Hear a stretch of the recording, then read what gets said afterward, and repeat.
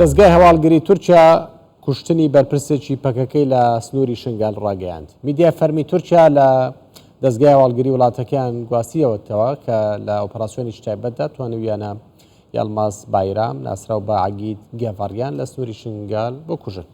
بە جۆرە میدیای فەرمی تورکیا عەگید گێڤەڕ بەرپرس بووە لە دابینکردنی چەک و تاقەمەنی بۆ چەکدارانی پەکەکە و لە عێراق و سووریا چالاکی هەستیاری ئەنجام داوە. هەروەها میدیای فەرمی تورکیا بڵاوی کردوێتەوە کە عەگید گێڤەڕیان لە ساڵی 2010 پەیوەندی بە پەکەکەوە کردووە و لە چەندین چالاکی دژی هێزەکانی تورکیا بەشدار بووە. هێزەکانی سووریای دیموکرات هەسەدا کوژرانی سەرکردەیەک و سێ شەڕڤانی خۆی بەهۆی هێرشی درۆنی تورکیا بۆ دەوروبەری شاری قامشلۆی ڕۆژاوی کوردستان ڕاگەیاند. ناوەندی پەیوەندەکانی هەسەدا سەبارەت بە هێرشی تورکیا بۆ سەر دەوروبەری شاری قامشلۆ ڕاگەیاند. بە جۆرەی زانیاریەکان لەسەر ڕێگای گوندی هەرمێ شەخسۆ لە نێوان شارەکانی قامشلۆ و ئامودە ئۆتۆمبیلێکی هێزەکانیان لەلایەن فڕۆکەکانی تورکیاوە کراوەتە ئامانج.